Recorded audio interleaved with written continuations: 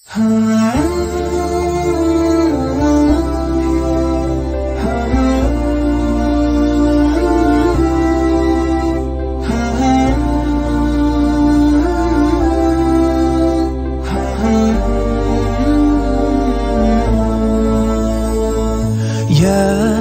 نور الهلال أقبل تعال فالشوق طال والقلب سما نحو السماء مترنما لا تنقضي أنت للروح دواء رمضان.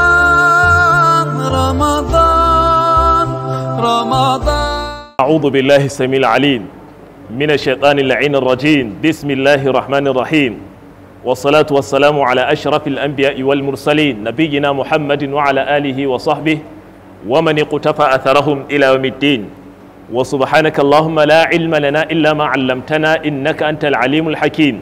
رب اشرح لي صدري ويسر لي أمري واحلل عقدة من لساني يفقه قولي. بارك السلام عليكم ورحمة الله وبركاته. muna gode ma Allah maɗaukakin sarki mai kowa mai komai wanda ya tara fuskokinmu a wannan masallaci mai tarin albarka na Masjidul Huda da ke wannan unguwa ta Daura GRA Katsina State.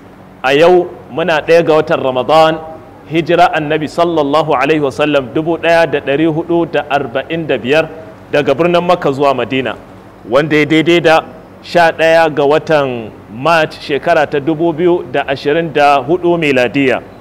Wannan shine zamanmu na farko da izinin Allah a ci gaba da gudanar da tafsirin alkur'ani mai girma da muka saba yi a cikin wannan masallaci mai tarin albarka. Gabanin mu shiga cikin ainihin wato wannan karatu namu, yana da kyau mu ɗan ji wasu abubuwa a matsayin matashiya, duba da cewa yau shine mafari na buɗe wannan tafsiri na wannan shekara ta 1445 daga hijira annabi sallallahu alaihi wasallam daga birnin Makka zuwa Madina. Amma ba wai dan ba a san tsarin da muka saba yi na tafsirin alkur'ani ba, sai dai a babin cewa a faɗakar, domin faɗakarwa tana ainihin wato amfanar ainihin wato mumini. Abu na farko, muna godiya ga Allah maɗaukakin sarki da ya nuna mana wannan rana 1 ga watan Ramadan a matsayin mun fara azumtan watan azumin Ramadan da rai da lafiya. Wannan gamdakatar ne da ta tagomashi daga gurin Allah maɗaukakin sarki. Sannan kuma har wa yau muna godiya ga waɗanda suka tsayu wajen ci gaban wannan aiki na aikin alkhairi da ake a wannan masallaci ƙarƙashin wannan markaz mai tarin albarka, Markazul Huda al-Islami da ke wannan unguwa ta GRA Daura Katsina State, musamman jagoran wanda yake mu'assis na wannan shi markaz ɗin, Alhaji Ahmad Gazali ɗan Isan Daura, da waɗanda suke mataimaka cikin wannan ainihin wato markas, tun daga shugabanni har ya zuwa waɗanda suke mambobinsa gabaki ɗaya. Sannan Allah maɗaukakin sarki muke ainihin wato roƙo da ya mana gamdakatar cikin faɗin abin da za mu ji na daidai, ya kamu da hannayenmu cikin abin da yake na daidai, ya nesanta shi cikin faɗin kuskure. Har wa yau ba za mu gushe ko in ce ba za mu manta da yin addu'a ga waɗanda muke tare da su, wanda za mu kasance da su, wanda su ne 'yan midiya, 'yan aika wannan saƙo a duk inda ya kasance a aika shi. Da izinin Allah maɗaukakin sarki muke roƙo ya yi mana albarka ga baki ɗaya. Wannan karatu kamar yadda aka sani, insha Allahu duk wanda yake bibiyan shafinmu na Facebook zai dinga ganin sa live stream a yanzu haka muna gabatar da shi. Sannan alabashi akwai shi a Sunna TV, yana zuwa a kowace rana ta Ramadan daga karfe 2 zuwa 3. Haka akwai yiwuwar maimaita shi daga karfe 12 zuwa karfe ainihin wato 1 na dare.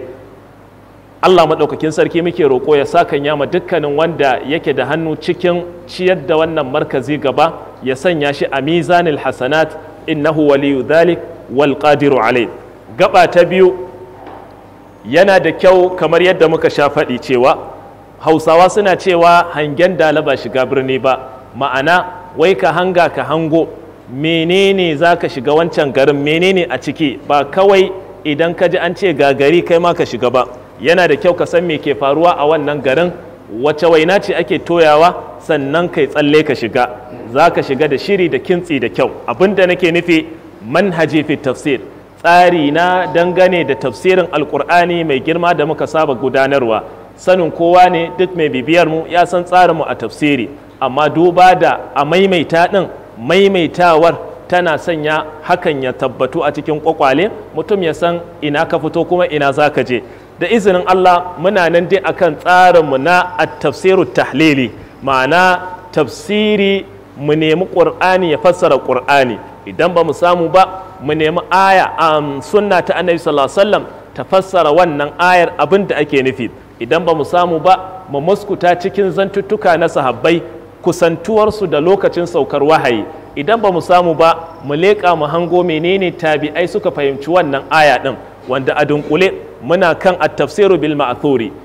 Sannan a ɓangaren dai sha'anin at-tafsiru tahlili za mu duba mu ga menene sababin saukan wannan aya ɗin, asbabun nuzul idan tana da shi, da izinin Allah shi ma ba za mu ƙasa a gwiwa ba wajen tattauna shi. Sannan munasabatul ayat, ma'ana alaƙar da take tsakanin wannan ayat da wancan, abin da ya gabace ta da abin da siyaƙin maganar da abin da zai zo, abin da na sha maimaitawa sibaq, siyaq da kuma lihaq. To waɗannan su ma jigo ne kwarai da gaske a cikin tsarin tafsirin da muke gabatarwa da kuma za mu gabatar da izinin Allah. Sannan a babi na balaga, wannan kusan ka ce shine ƙashin bayan gabatar da tafsiri namu da izinin Allah, musamman ɓangaren al-muhassinatul badi'iyya, al-jamaliyatul lafziyya, ma'ana menene yake daɗa wa alƙur'anin ɗanɗano da daɗi da idan an faɗa ka ji kamar yau ƙur'anin yake sauka. To wannan ɓangare na balaga kenan, ubangiji muke roƙo ya daidaitar da mu cikin wannan tsari da muke a kai.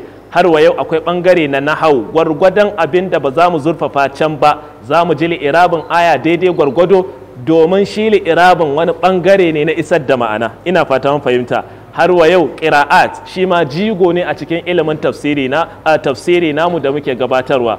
Duk wata ƙira'a da izinin Allah, musamman farshul huruf, menene aka karanta da wannan aya ɗin, wane ne ya karanta ta, dalilin karanta wannan ƙira'ar a cikin saba'a ne ko kuma a cikin durra ko kuma a cikin ma kubura, da izinin Allah za mu yi ƙoƙarin ta'lil, ma'ana bayani da taujihin me wannan ƙira'o'i suke a bambancensu, idan kuma a dunkulansu ne me suke nufi da izinin Allah. Sannan akwai at-tafsiru bir ra'ayi, shi ma za mu ji me ake toyawa a ciki, bir ra'yil mahmudi musamman shi. Akwai bin ra'ayil mazmumi, shi ma za mu kawo ko da shubuha ce domin mu yi ƙoƙarin raddinta, mu yi ƙoƙarin isar da abin da yake na al'asil, ma'ana abin da yake na asali, ba sai mun shigar da addakhil a cikin wannan tafsiri namu ba da izinin Allah. To wannan shi ne kusan mu ce wato 'yar tsaraba na dangane da abin da ya shafi tsarin gudanar da wannan tafsiri namu na bana 1445 zai gudana da izinin Allah. Sannan yau ko in ce wannan tafsiri namu yana da wani salo, wani tsari wanda ba mu saba yi ba a shekara 2 da suka gabata a nan gurin ko kuma a wani waje. Abin nufi shine gabanin mu zo mu fara tafsirin aya, insha Allahu za mu dinga farawa da tambayoyin da kuke aikowa a rubuce a nan ko kuma a ta social media.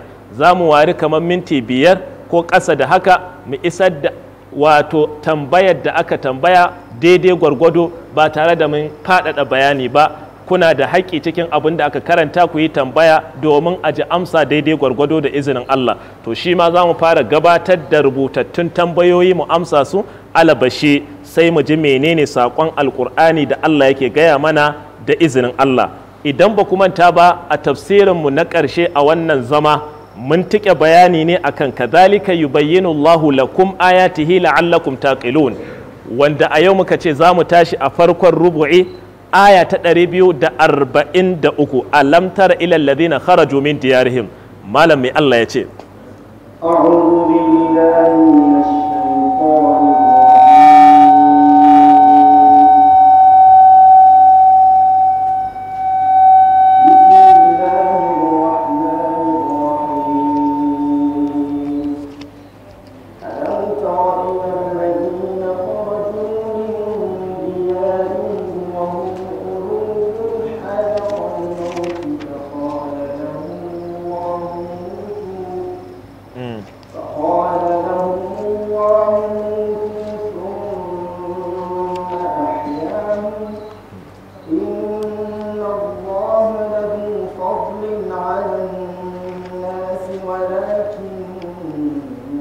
أكثر الناس لا يشكرون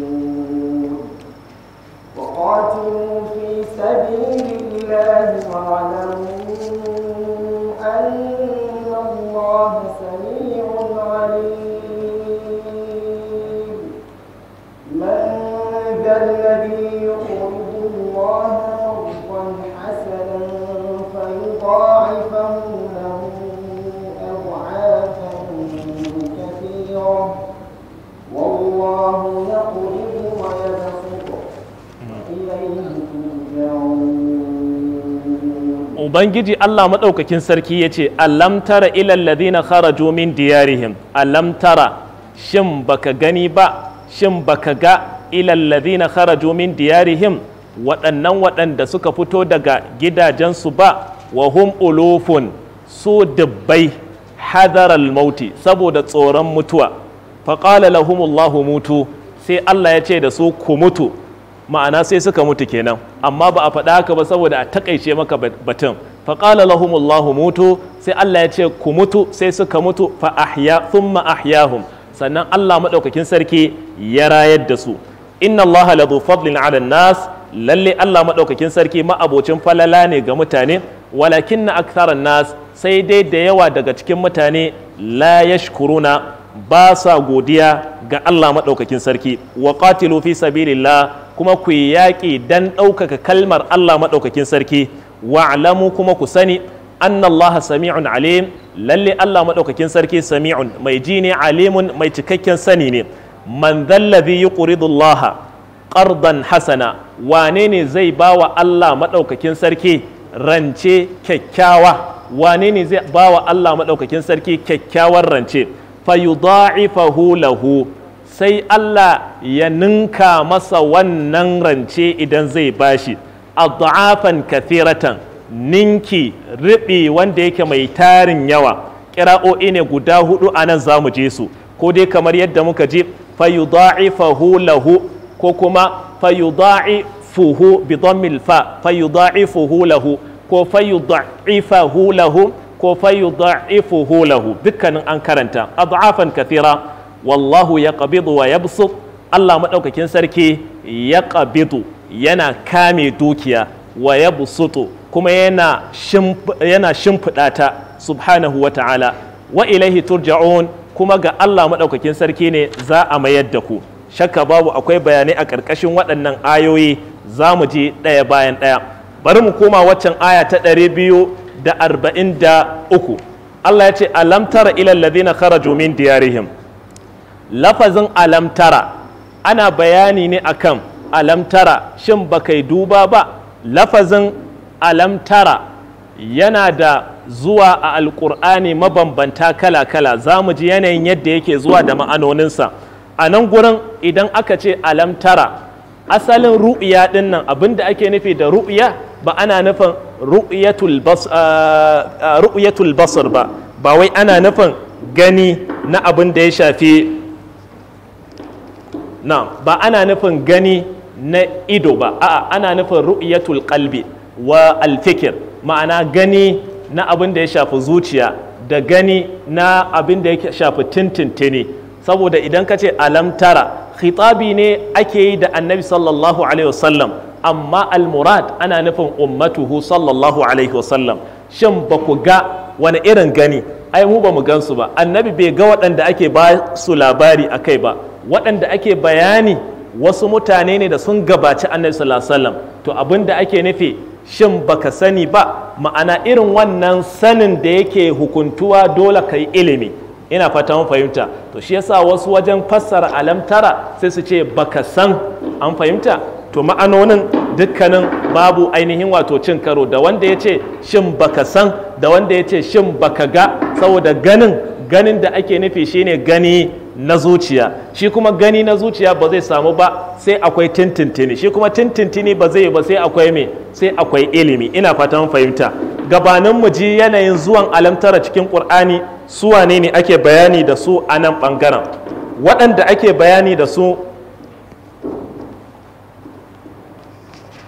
waɗanda ake bayani a kansu, malamai suka ce allazina kharaju min diyarihim, waɗanda suka fito daga gidajensu wahum ulufun su ainihin wato dubbai ne, su dubbai ne masu tarin yawa.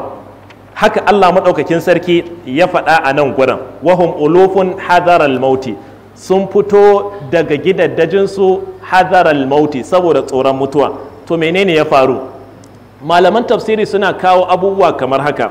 Abu na farko suka ce a wannan gari wanda Allah yake labarta mana cikin Ƙur'ani, wato akwai wasu alƙarya cikin banu Isra'il wanda Allah ya jarabce su da at-ta'un, ma'ana da annoba. Sai wasu suka fice, ba su tsaya a cikin wannan gari ba, gudun kada a jarabce su da wannan abin da ya shafi annoba ɗin. Da suka gudu suka fice, waɗanda kuma suka tsaya sai kusan da yawansu suka mutu. Bayan sun dawo sai aka kuma jarabtar su da wata annoba ɗin, sai wasu suka ce su ma to bari su ƙara ƙoƙarin ficewa, saboda a karo na farko ai ga wasu sun fice can sun tsira, na ciki kuma sai annoban nan ta haɗa da su. Ina fata mun fahimta. To waɗanda suka fita su ne Allah yake labarta mana. Shin baka da labarin, baka ga waɗanda suka fita daga gidajensu ba, wahum ulufun, alhali su dubbai ne, ma'ana suna da yawa, hadaral mauti, suka fita saboda tsoron mutuwa. Ina fata mun fahimta. Wasu malaman tafsirin suka ce a'a, abin da yake faruwa kamar Imamul Kalbi da Muqatil ibn Hayyan da Imamul Dhahhak suka ce wato sun guje wa jihadi ne, wa dhalika anna malikan min muluki bani Isra'il. Abin da ya faru ko shine ɗaya daga cikin sarakunan banu Isra'il amarahum an yakhruju ila qitali aduwwihim, ya umarce su da su fita su je su yaƙi waɗanda suke maƙiyansu, amma kuma sai suka ainihin wato ji tsoro, suka ce ba za su fita ba, suna tsoron mutuwa. Wa karihul mauta, ma'ana suka ji tsoron mutuwa. Wa qalu li malikihim, sai suka gaya wa sarkinsu, innal arda allati na'tiha bihal waba'u fala na'tiha hatta yanqati'a minha alwaba. Suka ce wannan kasar ko garin da kake cewa mu je mu yaƙi akwai annoba a ciki, mu kan ba za mu kai kanmu cikin wannan annoba ba har sai an daina. Da haka fa arsalallahu alaihimul mauta fa kharaju min diyarihim firaran min al-mauti, sai Allah madaukakin sarki ya aiko musu da wannan abin da ya shafi a mutuwa, suka fito daga, ma'ana kai sai suka fito daga gidaddajin su domin firaran min al-mauti, saboda suna tsoron kada su mutu. Falamma ra al-maliku dhalika, to lokacin da wannan sarkin na lokacin su yaga abin da ya faru, sai ya addu'a ya ce Allahumma rabba yaquba, ya Allah ubangijin annabi yaqub wa ilaha Musa wa Harun, ubangijin annabi Musa da Harun, qad tara ma'siyata ibadika, kaga laifin saban waɗannan bayi naka, fa arihim ayatan, ka nuna musu aya fi anfusihim, a karan kansu, hatta ya'lamu annahum la yastati'una al-firara minka, ta yadda za su san ba za su iya tsere maka ba ya Allah. Falamma kharaju, to lokacin da suka fito sai Allah ya ce mu da su mutu, ma'ana ku mutu, wanda hakan uqubatan lahum, uquba ce gare su. Famatu wa matat dawabuhum, ma'ana sai suka mutu, dabbobinsu su ma suka mutu gabaki daya. Wannan kamu ne domin ya zama uquba gare su, saboda idan kuna tsoron mutuwa to mutuwa fa tana nan tana bibiye da ku, kuma babu wanda zai iya ainihin wato tserewa mutuwa. Ina fata mun fahimta. Shi yasa wasu malaman suke bayani akan cewa wato waɗannan sun tserewa mutuwa ne, suna tsoron mutuwa ne suka gudu ba don komai ba. Babu maganar cewa wai annoba, a'a, suna sani suka fita. Idan annoba ce, na'am, annoba ya tabbata idan ana yi, hadisin Umar, ba a shiga garin da ake annoba, waɗanda kuma suke cikin garin ba a fita. Ina fata mun fahimta. In dai kana cikin garin to ba a fita. Idan kuma kai ka sami wannan labarin annoba ɗin, to ba za ka ainihin wato shiga ba. Za mu ji magana akan haka da izinin Allah. To wannan aya 'yan uwa tana mana bayani akan shajja'a muminai, ma'ana ƙarfafa muminai akan yaƙi da sanar da su cewa tserewa mutuwa fa wallahi babu abin da zai tseratar da su, babu wanda ya isa ya iya tserewa mutuwa. Wannan shine abin da yake nufi. Don haka Allah ya bibiya ayar da cewa wa qatilu fi sabilillahi, ku yi yaƙi saboda ɗaukaka kalmar Allah maɗaukakin sarki. Bayan wannan aya ɗin, shi yasa a cikin Ahzab Allah yake cewa qad ya'lamu Allahu al-mu'awwiqina minkum wal qa'ilina li ikhwanihim halumma ilaina wa la ya'tuna al-ba'sa illa qalilan ma'ana ba za ku taɓa iya tserewa mutuwa ba. Dukkanin wani matsoraci da yake tunanin wai tsoron mutuwa kan sa ya tsira ya yi a banza. Duk tsoronka, duk ɓuyarka, duk hawa gininka, duk yadda ka kai da rara gefe, wallahi sai mutuwa ta zo ta inda ba kai tsammani ba. Aina ma takunu yudrikumul maut walau kuntum fi burujin mushayyada. Ko da kuna gidaje masu tsayi, tsaunuka mafiya tsayi, idan mutuwa ta zo wallahi dole ne ta ɗauki ranku, babu yadda za ka guje wa mutuwa. Don haka alfiraru min almauti, wai tsere wa mutuwa, wannan wani nau'i ne na wato mutum bai ma san me yake yi ba. A duk yadda ka tsere mata, a duk yadda ka ɓuya, wallahi sai mu ainihin wato mutuwa ɗin nan ta zo. Shi yasa kamar yadda Qu'nub ibn ummi sahibin yake faɗa akan cewa idza anta laqaita fi najdatin fala tatahayyabka an tuqdima fa innal maniyata man yakhshaha fa sawfa tusadifuhu aynama wa in tatakhattaka asbabuha fa inna qusaraka an tahrama. Shine maganar kawai. Ma'ana idza anta laqaita fi najdatin fala tatahayyabka an tuqdima fa innal maniyata man yakhshaha fa sawfa tusadifuhu aynama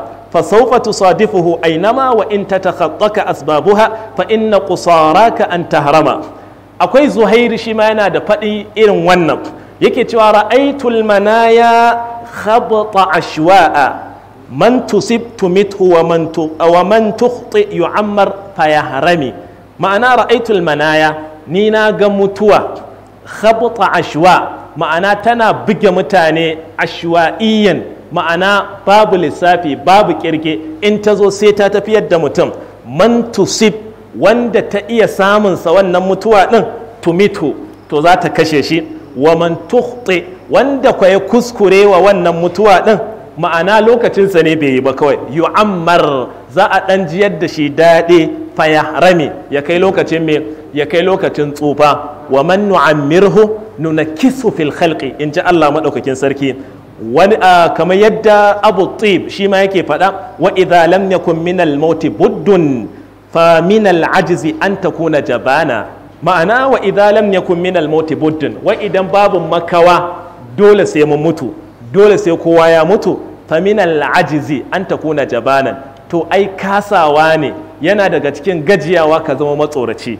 Kowa fa sai ya mutu, da wanda ya jarumtar da wanda bai jarumtar ba, wallahi ƙarshen tika tik sai ka mutu. To fa min al'ajizi an takuna jabanan, ai yana daga cikin rauni a ce ka zama matsoraci dan uwa. Tunda dai mutuwan nan ɗaya ce, sababinta daban ne, to naka nemi hanya mafi kololuwa, kai mutuwa maɗaukakiyar mutuwa wanda Allah zai ji da kai, wanda Allah maɗaukakin sarki zai madalla da irin wannan mutuwa taka. Shi yasa wani mawakin har wa yau yake cewa fil jubni arun wa fil iqdami makrumatun. Fil jubni arun, malam a cikin wato tsoro, a cikin ragwanta akwai abin zargi, arun ne, abin kunya ne cikin tsoro. Wa fil iqdami, amma ka fuskanci abokan gaba, makrumatun, wannan kuma abin girma ne, abin ɗaukaka ne kwarai da gaske. Wal mar'u fil jubni, kaga mutum yayin da yake cikin tsoro, halin tsoro, la yanju min al-qadari, wallahi ba zai taba tsira daga kaddararsa ta mutuwa ba. Duk inda mutum ya je, mutuwan nan dai tana nan, wallahi ba zai iya tsere mata ba. Ina fata mun fahimta. To idan babu makawa, babu ainihin wato cewa tilas sai an mutu, me ya kamata? Limitli hada falyamalil amiluna. Saboda haka sai masu aiki sai aiki, sai shiri sai kintsi, domin idan mutuwan nan ta zo, mutuwa ta riske su suna masu imani, suna masu cikawa da kalima ta shahada. Ubangiji Allah ya bamu ikon cikawa da kalimatu la ilaha illallah Muhammadun Rasulullah sallallahu alaihi wasallam. To a nan kenan mun ji wannan bayani ne akan cewa mutane ne da suka ji tsoro, Allah kuma ya nuna musu isassa, ya ce ku mutu. Abinda na ce a ɗazu lafazin alamtara, na ce za mu dawo mai bayaninsa. Lafazin alamtara 'yan uwa, ga wata tsaraba ga waɗanda suke mahaddata masu bibiyan ayoyin alkur'ani mai girma, da kuma wani abu wanda zai taimaka tun daga kan suratul baqara har izuwa hudu, watakila mu ji me sirrin haka. Lafazin alamtara a cikin alkur'ani yana da zuwa da mabambantan zuwa, kusan ka ce ya maimaitu so 31 a cikin alkur'ani mai girma. Lafazin alamtara ilal ladhina da wannan sigar alamtara ilal ladhina to ya zo so 12 a cikin alkur'ani mai girma, ko dai ka ce alamtara ilal ladhina kharaju gashi nan, alamtara ilal ladhina nafaqu duka dai, to ire-iren su sun zo so 12 a cikin alkur'ani mai girma. Sannan akwai lafazin alamtara ko kuma gabanin nan inda suka zo wannan alamtara ilal ladhina gurare ne kamar haka cikin suratul baqara, ali imran, suratul nisa, ibrahim, mujadala da suratul hashiri zaka samu alamtara ilal ladhina guda 12 a cikinsu.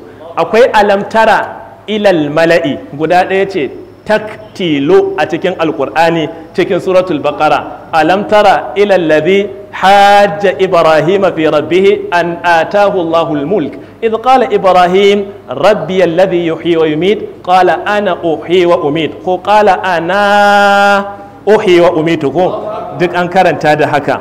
Akwai kuma lafazin alamtara ilal ladhi da wannan alamtara ilal ladhi mufrada ce, wahida ce, ita kadai ce cikin alkur'ani mai girma a cikin ainihin wato shine kai wannan afwan alamtara ilal mala'i min bani isra'il ita nake so na kada zu alamtara ilal mala'i min bani isra'il ita ce wanda malam zai karanta nan da ba da dadewa ba, ita kadai ce a cikin alkur'ani. Waccan kuma wacce ta mun riga malam masallaci ita ma dai ita kadai din ce alamtara ilal ladhi hajja ibrahima ita kadai ce cikin baqara.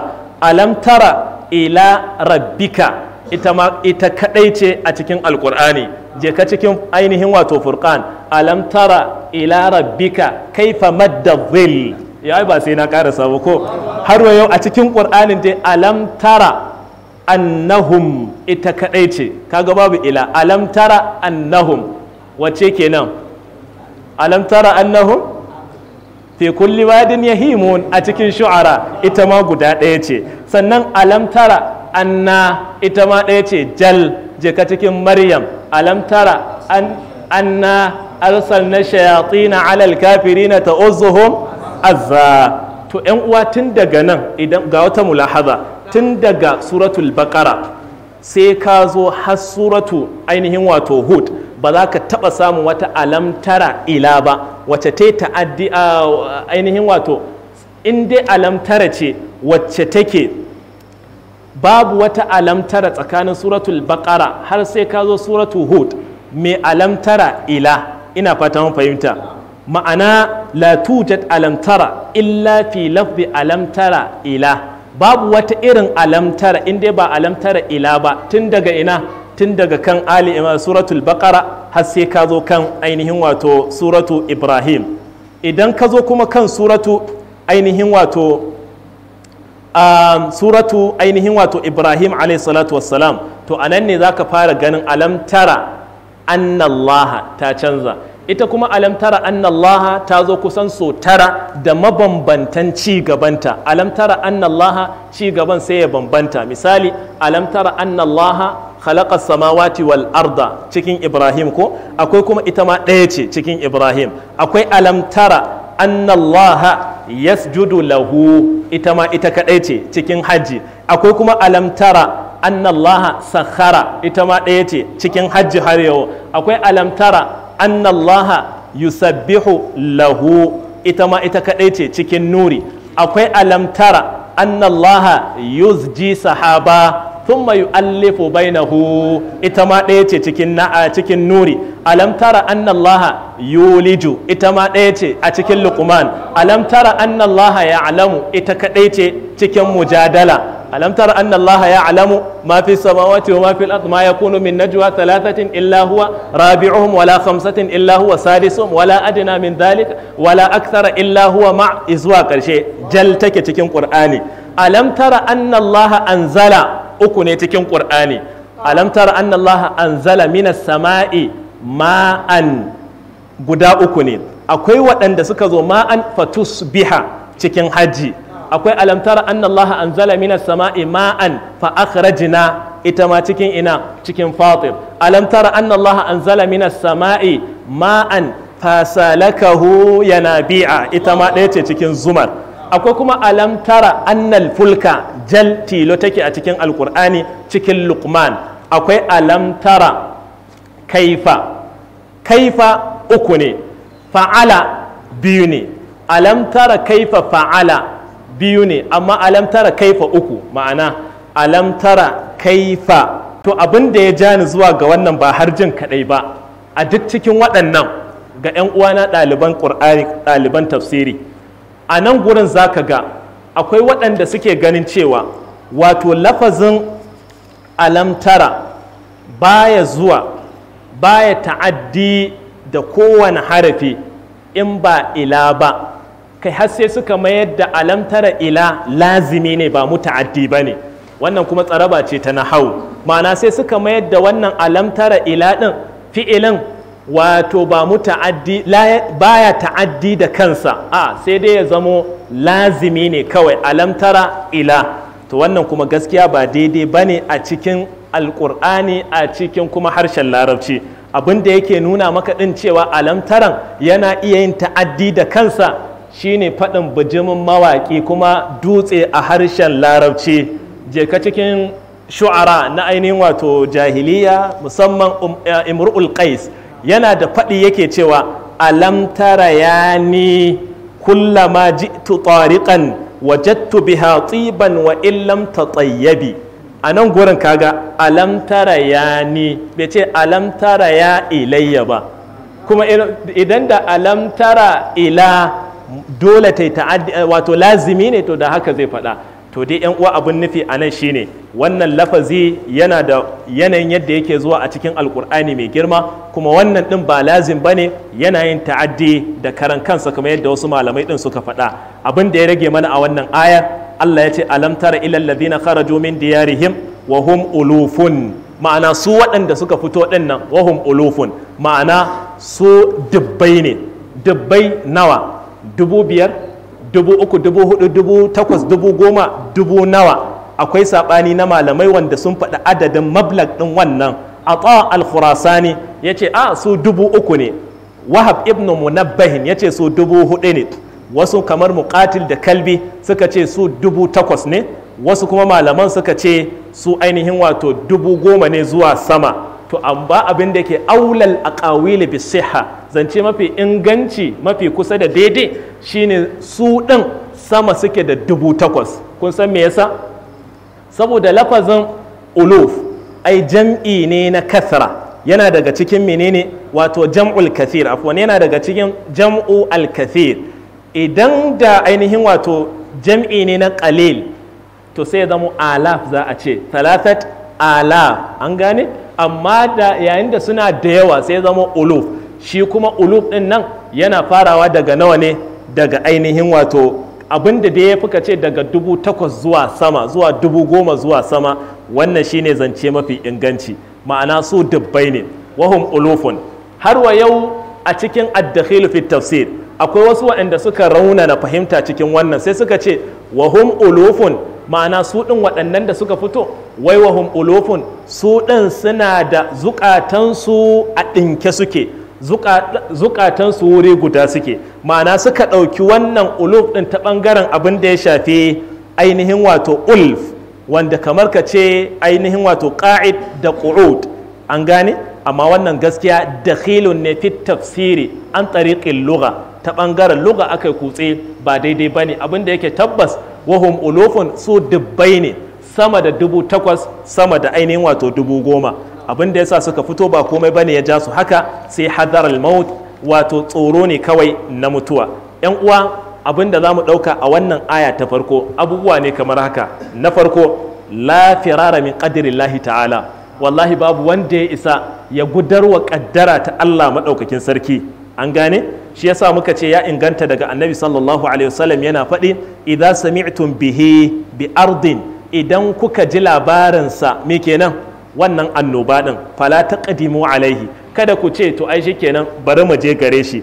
Wa idza waqa'a bi ardin, idan kuma aka samu annoba a wani gari ku ba kwa ciki, wa antum bi afwan wa idza waqa'a bi ardin, idan aka samu annoba mutanen garin suna ciki, wa antum biha, kuna cikin garin, fala takhruju, kada ku fita daga wannan garin, firaran minhu, wai saboda guduwa a guje wannan abin da ya shafi annoba ɗin. Ina fata mun fahimta. Ashe musulunci ya zo da tsarin kiyaye kai da tsarin yadda za ka isolating ɗin kanka da yanayin yadda za a yi komai da komai, ba wai daga ainihin wato covid-19 corona aka samu irin wannan taskace kai ba. A musulunci yana da tsarinsa yaya ya kamata a bi, ya kamata a bi domin a yi sauƙi. Shi yasa Abu Ubaidata ibn al-Jarrah lokacin da ya ga Umar aka gaya masa zai shiga Sham, ainihin wato Abdurrahman ibn Auf ya gaya masa wannan hadisin, sai Abu Ubaidata yake cewa shin kana gujewa kaddarar Allah ne? Yace ina gujewa zuwa wata kaddara ta Allah din ba. An fahimta? Ma'ana tunda Allah bai sa an shiga ba, to kaga za a shiga wani abin nan ne, kuma shine daidai da wannan hadisin na Annabi sallallahu alaihi wasallam. Yan uwa, a cikin wannan ayat za mu ɗauki cewa shakka babu akwai cikar ƙudura ta Allah maɗaukakin sarki, ta yadda Allah ya nuna mana ya ce mutu thumma ahyahum, ya ce ku mutu kuma ya rayar da su. Cikakken iko kenan na Allah maɗaukakin sarki. Sannan har yau za mu fahimta abu na uku, ni'ima ta Allah maɗaukakin sarki ta shafi kafiri, ta shafi mumini, amma ta bambantu tsakanin yanayin ni'imar da aka yi musu.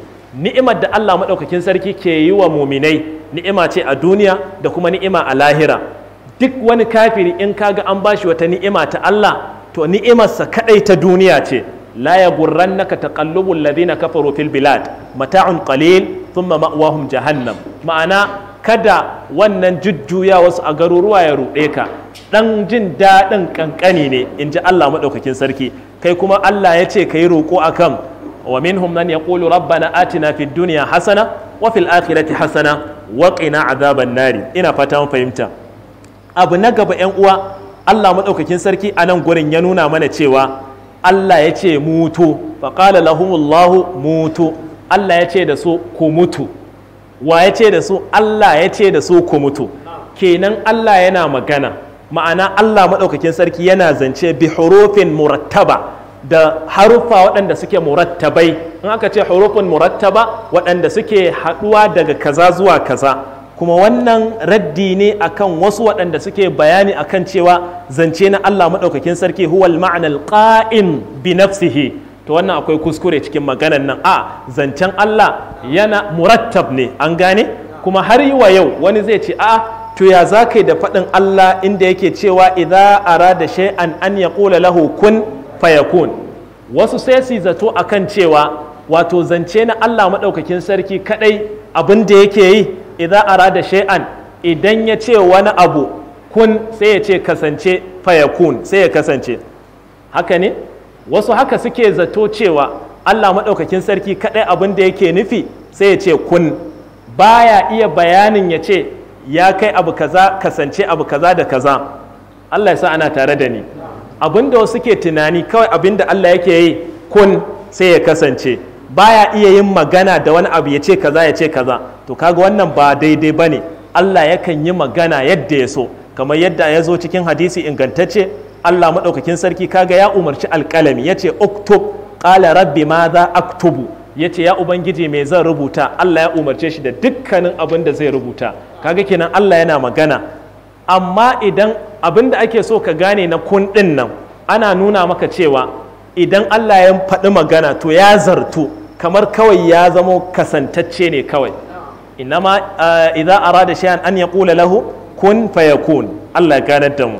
A nan gurin a cikin wannan ayar akwai abin da malaman balaga suke kira ijazul hadfi, ma'ana a yi takaitaccen abu a shafe wani abu, kamar yadda muka ce a nan mutu thumma ahyahum faqala lahumullahu mutu, taqdirin thumma famatu, ma'ana sai suka mutu, thumma ahyahum, sannan Allah maɗaukakin sarki ya rayar da su subhanahu wa ta'ala. Wannan yana nuna maka cikakken iko na Allah maɗaukakin sarki, buwaye gagara ba dau gagara misali.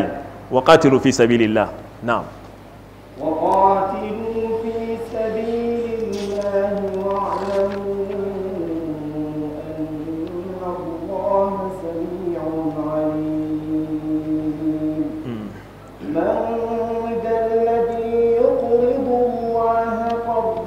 حسنا فيضاعفه له أضعافا كثيرة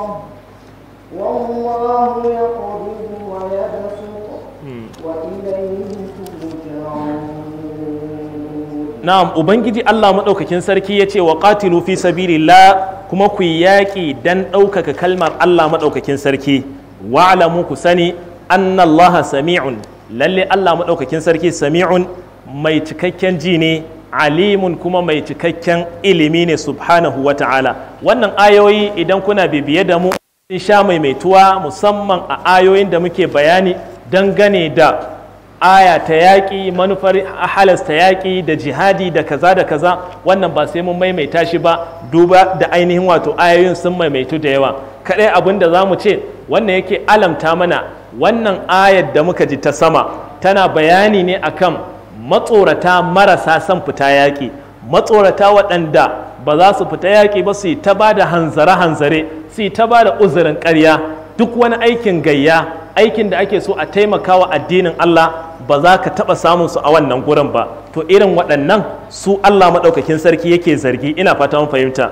Allah ya ce wa qatilu fi sabilillah, ku yi yaƙi saboda ɗaukaka kalmar Allah maɗaukakin sarki, wa'lamu anna Allah samiyun alim.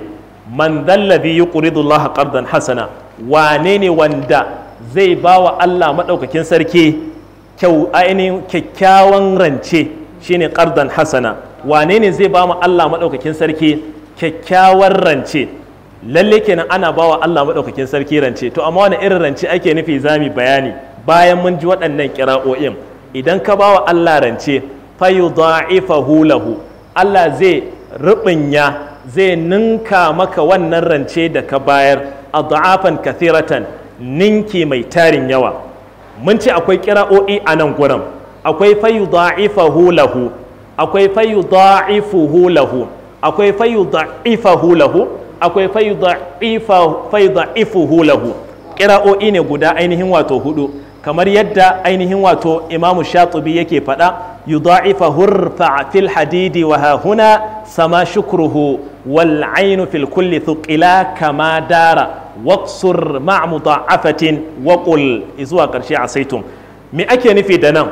Muna da Amir ainihin wato Ibn Amir Ash-Shami da shi da Asim da Yaqub sun karanta a karin farko bi fathil fa, ma'ana fa'un ɗincan sun mata fataha, an fahimta? Amma sai dai Ibn Amir da Yaqub sun karanta da tashdid, sun karanta da fayudha'ifahu, Ibn Amir da Yaqub, amma Asim sai karanta fayudha'ifahu. Mun gane kira'o'i guda biyu? Idan muka zo kuma Ibn Kathir da Abu Ja'far su kuma sai suka karanta da fayudha'ifuhu, ma'ana suka yi shadda akan ainun din nan kuma suka yi damma akan abin da ya shafi ainihin wato fa'un nan fayudha'ifuhu. Sauran kuma wanda su ne sama shukruhu, sama Nafi da ainihin wato Ibn Kathir da Abu Amr suka ce fayudha'ifahu da shukruhu, wato Ibn Kathir ainihin wato Hamzatu Zayyat da Aliyul Kisa'i. To menene bambanci idan mun ce fayudha'ifahu, idan mun ce fayudha'ifuhu? Bambancin shine waɗanda suka karanta da fayudha'ifuhu da fayudha'ifahu malamai suka ce lugatani, ma'ana wato luga ce guda biyu a harshen larabci. Kakan ce da'aftu shay'a wa da'aftuhu, kakan ce alaitu rahla wa allaituhu, duk abu ne wanda yake guda ɗaya. Amma sai dai a wani ɓangaren wanda suka karanta da shadda sun dubi inda Allah maɗaukakin sarki ya ce wato adha'afan kathira, Allah zai ruɓanya musu wannan abin da suka bayar ninki mai tarin yawa. Tunda ninki mai tarin yawa ne sai ƙira'ar mudha'afatan, ma'ana tunda shi fi'ili mudha'afi yana nunin kathara yawa, an gane, sai ta zo a wannan babin. To wanda kuma ya karanta da abin da ya shafi rufu'a din nan su kuma suka ce an yi masa ma'tufi ne akan yuqridu, domin Allah ya ce man dallazi yuqridu Allah qardan hasana, ma'ana taqdirin yuqridu fayudha'afu, wane ne zai bayar sai a ninka masa. Allah ya bani ladan bayani duk da naga an yi shiru watakila ba fahimta ba ko. To abin da ya nufi a nan yan uwa, ana buƙatar a yi ciyarwa, ana buƙatar a dinga bayarwa ƙwarai da gaske. Wallahu ya qabidu, Allah yana kame dukiya, wa ya busutu, Allah yana shimfiɗar da dukiya. Dan Allah ka ga wani uslubi ƙur'ani a nan gurin. Allah yana kame dukiya, duk dukiyar da ba a ciyar da ita hanyar halal, duk dukiyar da ba a fitar da haƙƙin Allah, Allah yana kame ta, Allah yana ainihin wato baya albarka a cikin wannan dukiya ɗin. Wa yabsutu, kuma Allah yana shimfiɗar da dukiya. Malam in kana neman dukiya shimfiɗaɗɗiya kamar ka kwanta a kanta, kaga ta ina anna laka haza, mutane sai ta cewa daga ina take. Wannan dingayin yayyafi kana ungo, kana yayyafa mutane suna jin daɗi, wallahi sai mutane suna ganin wai me kake yi ne. Ba komai bane min indillahi ne, daga gurin Allah maɗaukakin sarki wanda yake yabsutu, yana shimfiɗa dukiya. Kai ka taɓa ji an shimfiɗa dukiya? Wani tsarin sai ƙur'ani. Dukiya in ka ji ana an shimfiɗa ta an fi ƙarfinta ne.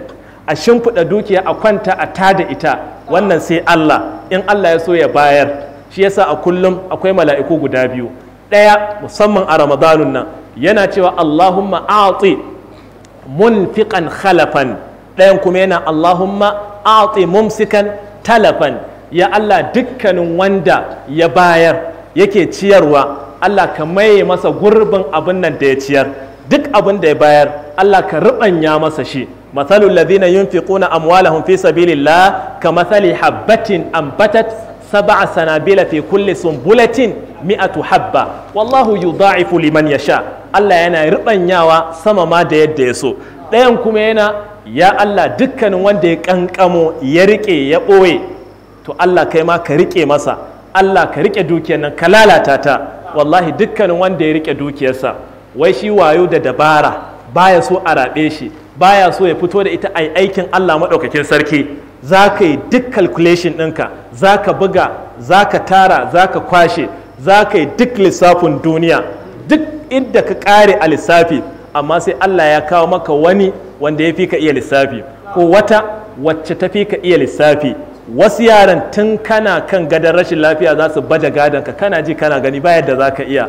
Wata kuma tun gabanin mako rabu ɗin ta gama lale ka gabaki ɗaya, kai da kai ne kawai, amma gudanar da wannan abun yana hannunta, saboda baka bi yadda ya dace ba. Sai Allah ya haɗa ka da wacce ba za ta ji kanka in baka nan ba, ko da kana nan ma bai zama lalle ta ji kanka ba, saboda Allah ne ya rike ta hanyarta, ita kuma Allah ne ya kawo mata. Baka nan sai dai a samu wani matashi da shi za a ci wannan dukiyar, kana kabare sai dai ka ci ziyata. To ya za ka yi? To don haka abin da za ka yi shine tun anan ka ciyar, wato daga cikin abin da Allah maɗaukakin sarki ya bayar, a ciyar da shi min malillahi alladhi atakum. Dukiya ta Allah ce, Allah ya ce ku ciyar daga dukiyar da Allah maɗaukakin sarki ya danka ta a hannunku. Kenan Allah maɗaukakin sarki aro ya bayar, aro ya baka, wannan ya ga shin za ka yi abin da ya dace ko kuma ba za ka yi abin da ya dace ba. Yayin da ake ta magana ciyarwa da bayarwa da kaza, da yawa sai mu ji ai ba da mu ake ba, ai su alhaji wana wa ake magana, ai su honorable wana ake, wa ya gaya maka? Allah cewa man, lafazin man ya shafi kowa. Man dalladhi yuqridu Allah qardan hasana, dukkanin wanda ya bawa Allah rance. Abinda ake nufi da bawa Allah rance, ai man dalladhi yuqridu ibadallahi, wanda ya bawa bayan Allah rance. Rancen da ake nufi ya ba su suna bukata, wani matsalarsa kaɗan ce, kai kuma ka fi ƙarfinta ka shanye. Yayin da ka faranta masa, baka san yaya Allah maɗaukakin sarki kai ma zai faranta maka ba, damuwarka Allah zai yayi maka. Waɗanda suka sanya ka gaba, wallahi sai ka ga bayansu. Idan kana neman cikin sauƙi ka ga amsa addu'a cikin nan da nan tana tafiya, wallahi nemi mai damuwa cikin ƙanƙanin abin da kake ganin, wato shi ƙanƙanin abu ne a gunka, shi kuma babba ne a gurinsa. Idan ka ɗauke masa, Allah zai dubi mafi girman abin da ya dame ka, zai yayi maka. Wa ma dhalika ala Allah bi aziz, hakan ba komai bane a wajen Allah madaukakin sarki. Shi yasa Allah madaukakin sarki ya ce wallahu yaqbidu, Allah yana kame dukiya, yana kame dukkanin wata dukiyar da ba a bayarwa. Kuma duk dukiyar da mutum ya kame, babu fitar da haƙƙi na Allah madaukakin sarki, to albishirinsu za a mayar da ita wani kumurci na baƙin maciji a ranar alkiyama. Za ta zo tana sarar wannan wanda bai fitar mata da ainihin wato zakka ba. ladina yaknizuna adh-dhahaba wal fiddata wa la yunfiqunaha fi sabilillah fabashshirhum bi'adhabin alim yawma yuhma 'alayha fi nari jahannam fatukwa biha jibahuhum wa junubuhum wa dhuhuruhum hadha ma kanastum li anfusikum fadhuqu ma kuntum taknizun haka za a yi ta musu azaba da wannan dukiya din. Wani ya tara ya tada kai bai san adadinta ba, to za ta je ta yi maka hisabi a ranar alkiyama, ya ka same ta, ya ka ainihin wato ka tafiyar da ita. Allah ya ganar da mu. Wallahu ya qabidu wa yabsutu, lafazin yabsutu shi ma qira'o'i ne guda biyu, akwai yabsutu bisad, akwai yabsutu bisin, shi ma an karanta safu hirmihi ridan wa yabsutu anhum ghayra qumbulin i'tala, kamar yadda Imam Shatibi ya faɗa. Mi Allah ya ce, Allah malam bayan nan. ألم تر إلى الملأ من بني إسرائيل من بعد موسى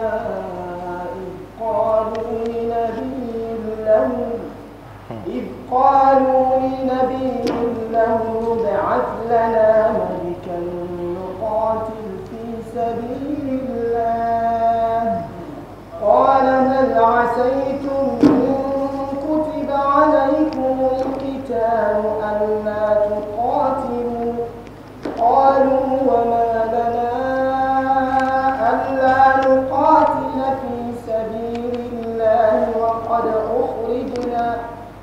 أخرجنا من ديارنا وأبنائنا فلما كتب عليهم القتال تولوا إلا قليلا منهم والله عليم بالظالمين. وقال لهم نبيهم إن الله قد بعث لكم طالوت ملكا قالوا أنى يكون له الملك علينا ونحن أحق بالملك منه ولم يؤت سعة من المال قال إن الله اصطفاه عليكم وزاده بسطة في العلم والجسم والله يؤتي ملكه من يشاء والله واسع عليم. وقال لهم نبيهم إن آية ملكه